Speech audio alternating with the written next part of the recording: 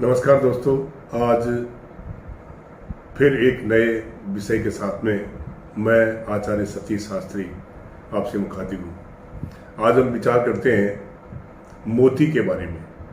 मोती किसे और कैसा पहनना चाहिए। देखिए, भारतीय मान्यताओं और परंपराओं के अनुसार अथर्ववेद में मुक्ता शब्द मिलता है। मुक्ता का तात्पर्य सीधे रूप में यह लगाया जा सकता है कि जिससे मुक्ति मिले, यानी जीवन से पुरुषार्थ चतुष्टय प्राप्त करने के बाद में जो विशेष वस्तु हमको मोक्ष प्रदान करा दे, वो होता है मुक्ता। हमारे हिंदू परंपरा में ये मान्यता है कि स्त्रियों के लिए मोती सुख, सौभाग्य और संतति दायक होता है। वस्तुतः मोती वास्तविक रूप से सुख संपत्ति को देने वाला होता है, सौभाग्य देने वाला होता है, और इसमें ऐसे ईश्वरीय गुण प्रदान किए गए हैं जिससे कि कई प्रकार के रोगों के शमन में ये काम में आता है। विशेषकर इसकी भस्म और पिष्टि मस्तिष्क रोगों के लिए रामबाण औषधि का काम करते हैं। मुक्ता को धारण करके हम धर्मार्थ काम मोक्ष प्राप्त कर सकते हैं। जो 8 गुणों से युक्त आबादार मोती धारण करते हैं, जो कि जैसे स्निग्ध है, शुभ्र है, दड़कदार है, बिना किसी प्रकार के दोष से रहित है, इस प्रकार का मोती निर्मल,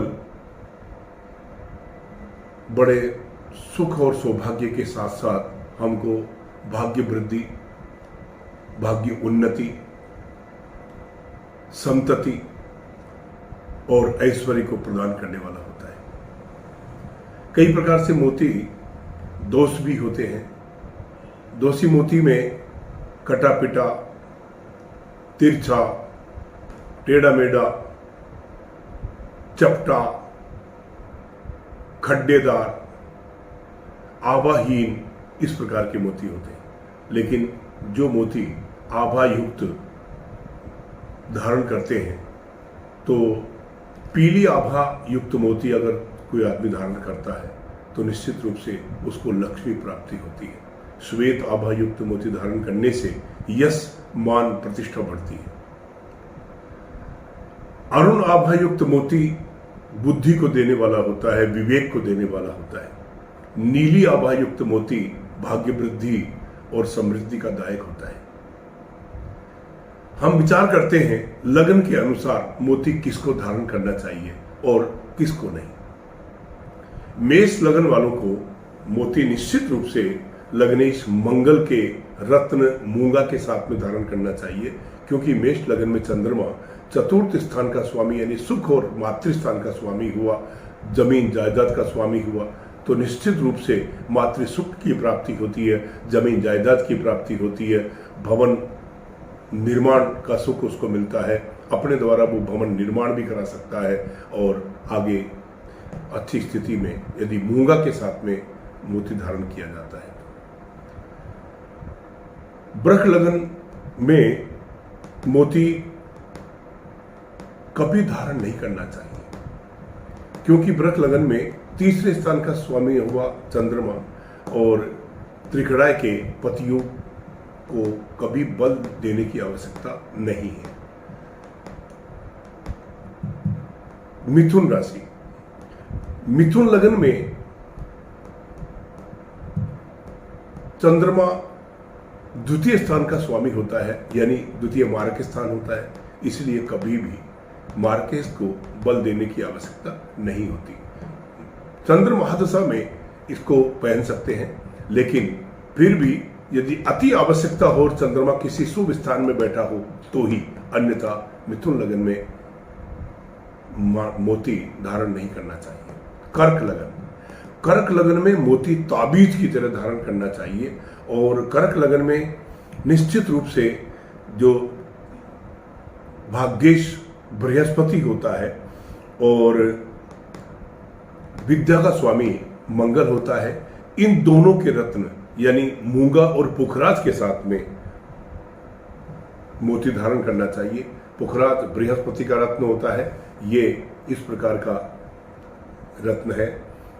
पुखराज के साथ में मोती धारण करने से भाग्य वृद्धि भी होगी और आत्मविश्वास के साथ में विवेक की जागृति होगी, व्यक्तित्व का निर्माण होगा, अभिव्यक्ति क्षमता जागृत होगी। इस प्रकार से कर्क लगन वालों को ताबीज की तरह निश्चित रूप से और विशेषकर गुरु मादशा में और चंद्र मादशा में मोती को धारण करके कोई भी आदमी लाभ उठा सकता है। सिंह लगन में चंद्रमा 12वें स्थान का स्वामी हुआ यानी व्यय स्थान का स्वामी हुआ, इसलिए कभी मोती धारण नहीं करना चाहिए। कन्या लगन वालों को भी मोती धारण नहीं करना चाहिए। कन्या लगन में हालांकि चंद्रमा लाभ स्थान का स्वामी होता है और अगर वो किसी अच्छे स्थान में बैठता है तो आवश्यकता अनुसार विकल्प में चंद्रमा के लिए मोती धारण कर सकते हैं, अन्यथा कन्या लगन वालों को मोती धारण नहीं करना चाहिए। तुला लगन के लिए जहां कुंडली के अनुसार चतुर्थ और दशम से संबंध रखता है, क्योंकि चतुर्थ स्थान में चंद्रमा का, दशम स्थान का स्वामी होकर के चंद्रमा यदि स्वगृह बैठ जाता है और वो सुख स्थान को देखता है तो निश्चित रूप से मोती धारण कर लेना चाहिए। लेकिन अगर दशम स्थान का स्वामी होते हुए दशम स्थान में या किसी शुभ स्थान में चंद्रमा नहीं बैठा है तो तुला लगन वालों को भी मोती धारण नहीं करना चाहिए। वृश्चिक लगन में चंद्रमा भाग्येश होता है और लग्नेश मूंगा के साथ में, लग्नेश मंगल के रत्न मूंगा के साथ में इसको धारण करने से उत्तरोत्तर भाग्य वृद्धि होगी, संतान सुख में वृद्धि होगी और निश्चित रूप से मंगल के साथ में पहनने से विवेक की जागृति, आत्मविश्वास और समृद्धि कारक होगा। इसलिए ताबीज की तरह वृश्चिक लगन वालों को मोती धारण करना चाहिए। धनु लगन में चंद्रमा अष्टम का स्वामी हुआ और अष्टम का स्वामी होने के कारण कभी धनु लगन वालों को चंद्रमा के बारे में या मोती के बारे में सोचना ही गलत है। मकर लगन में कभी मोती धारण नहीं करना चाहिए। कुंभ लगन वालों को मोती धारण नहीं करना चाहिए।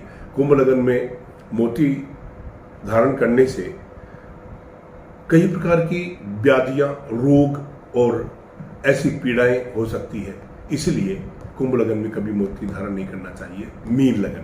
मीन लगन वालों को मोती निश्चित रूप से पुखराज के साथ में और मंगल के रत्न मूंगा के साथ में धारण करना चाहिए। उससे भाग्य वृद्धि होगी, संतान सुख में वृद्धि होगी, विद्या और विवेक की जागृति होगी, उत्तरोत्तर उन्नति होगी और आत्मविश्वास बढ़ेगा, प्रभावशाली व्यक्तित्व होगा। हर तरह से मीन लगन वालों को मोती कारक होता है।